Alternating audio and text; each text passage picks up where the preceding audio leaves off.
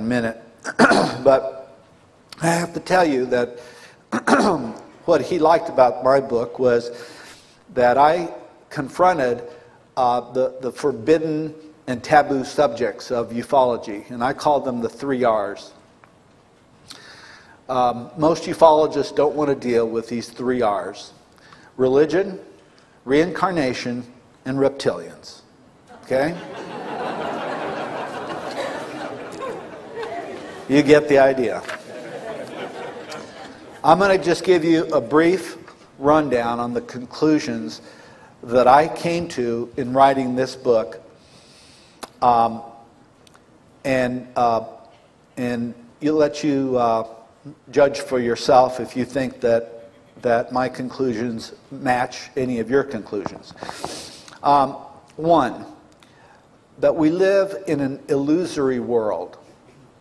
That is, that and I believe this has been proven quite true through quantum physics, that this world that we live in, this 3D or 4D dimensional world that we experience through our limited senses, is an illusion.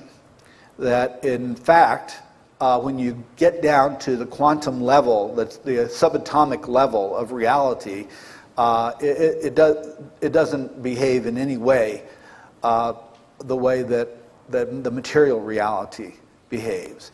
And if you were to blow up an atom to the size of this building, there would be mostly just space. So we are made up of atoms and subatomic particles, electrons, and these electrons behave in ways that nothing else that we know of behaves except the supernatural.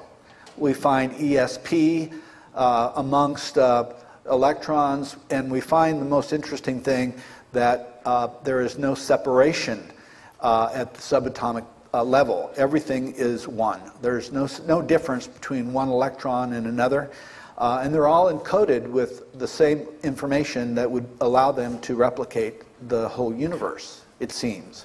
This is theory, but this is good quantum theory.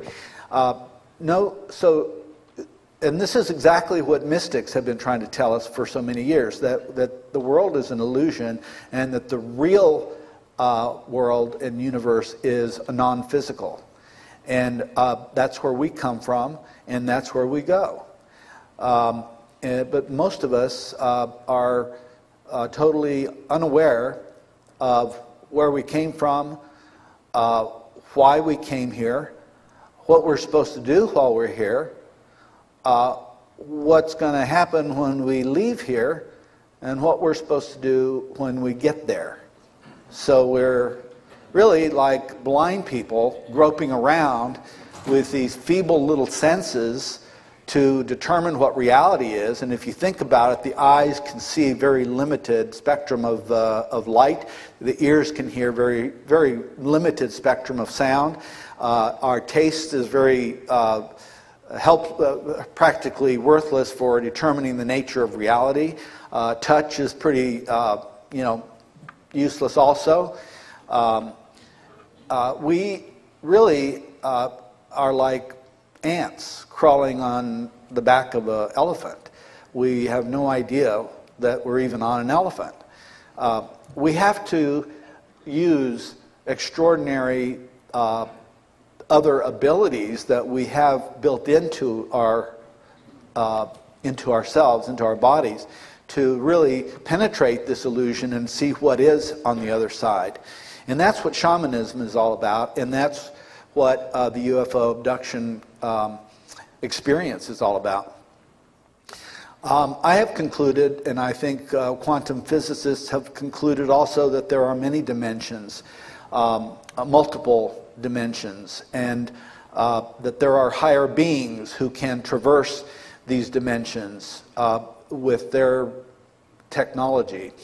And there's also ethereal beings that do not need bodies. Many such beings exist and have interacted with life on Earth since the beginning of life on Earth. They may have seeded life on Earth, and among these types of beings, there are a number of different apparent races, and some of which are reptilian, and we'll be talking about that for a little bit here. I believe that beings like this have intervened in the natural evolutionary process many times in the history of the world. There are amazing jumps in evolution that cannot be accounted for by Darwinism. The human being evolved from its most recent ancestors way too fast for evolution to account for it. And even evolutionists talk about these jumps in evolution, and as if that's just, if you put a name on it, that explains it. But actually that doesn't explain it, because evolution is supposed to be a slow process. So somebody's been tinkering with our evolutionary process.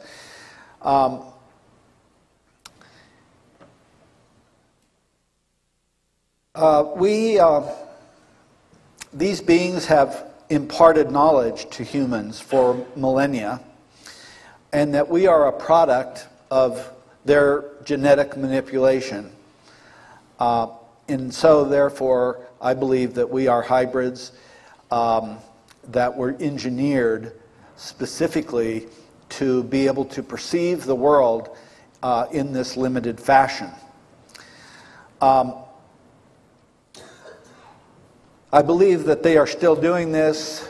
They are still creating hybrid species.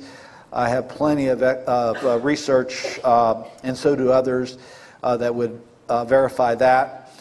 Those people having UFO contact experiences are, in fact, experiencing shamanic journeys, whether they know it or not. I think that in many cases, in abduction cases, people are leaving our reality. They're being taken to another dimension or other realities, and then being returned. And they return with information, and oftentimes the information is shamanic in nature. That is, it has to do with healing. It has to do with being stewards of the earth. It has to do with the fact that we're not taking care of the earth, and that it's going to have dire consequences. And this is something that is rather uniform across the UFO contact experience. I think this has been going on for a long time. Here from the Sumerian tablets is a being called Enki, who is said in the Sumerian tablets that are at least 5,000 years old to be a godlike being who imparted knowledge to humans and was responsible for engineering the human race. And notice that he's drawn in the form of a reptile, and that is very relevant, as we'll see later.